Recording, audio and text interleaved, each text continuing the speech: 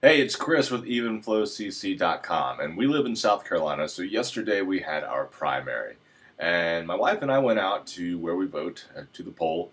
And who was standing there greeting voters? We had Lindsey Graham, who when I first saw him, I honestly thought he looked a little like Donald Trump for about half a second. That dude has some hair. And then Jeb Bush was standing right there. And first thing you notice with Jeb Bush is he's extremely tall. But he was going through the crowd glad handing a little bit. Kristen got a nice little picture with them. I didn't feel like getting in it, so I just took the picture. I did ask him a baseball question just because he lives in Miami. His brother owned the Rangers, and his dad lives in Houston. So I asked him if he was a Marlins, Rangers, or Astros fan, and it stumped him. I was just thinking maybe he'd be glad to talk about something besides politics. But he seemed uncomfortable, so I felt weird, and we just moved on. But we went in and voted. But ultimately, Jeb, if you were watching the news, Jeb conceded last night, or not conceded, but he bowed out of the race. And I read a couple of articles. Kristen pointed out to me that in the past he had hired speaking coaches, for lack of a better term, to help him with the media, to help him with his debates, because ultimately he's not real strong in front of a crowd. And if you watched it, you saw noticeable differences in his performances. But it got me thinking something that I always say, and if you know me, you've heard me, we've had this conversation before, but I want to throw this out there that as far as politics are concerned, I think it has less to do with the issues and more to do with speaking style and charisma. And I usually use the examples of if Bill Clinton or Ronald Reagan ran today, not that they can, but I feel like they would win almost in a landslide. If you talk to the average person, they probably won't be able to talk to you intelligently about most of the issues. But if somebody speaks to them, they'll probably be more likely to vote for them. What I'm going to do when I teach public speaking, I always have my students who were not alive in the 80s watch the Ronald Reagan Challenger speech, the speech that he gave the night that the Challenger, the Space Shuttle Challenger, exploded.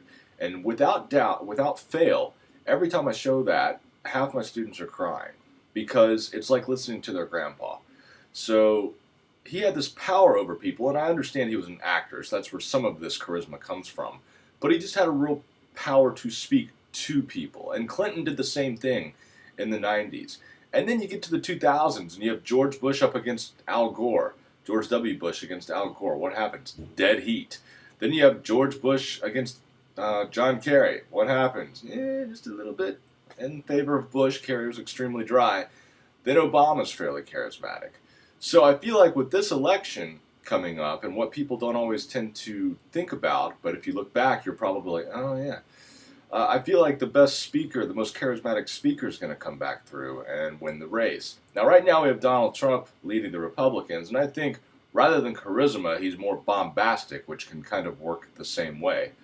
But I'm interested in what you think. Do you think that that argument has credence? Can you think of other examples? I'm going to put a link to that Ronald Reagan speech down in the comments. You've probably seen it, but it's worth another watch just to see how he did it, his cadence, his words, the way he delivered that speech, where he would pause. He strategically paused in so many spots. And that really comes through to people, and it really speaks to people. But I'd like to know what you think about that. Am I just blowing smoke here? Am I just out of my mind? I really think it has some credence, though, and I really think there is something to that argument. So let me know what you think. Leave a comment. Visit my website, leave a comment there as well. Subscribe to the channel. Let's continue this conversation. Next week, I'm probably going to revisit sarcasm because I just went and saw Deadpool, and it's full of it, and I loved it. So I think we can have some pretty rich conversations about that, too.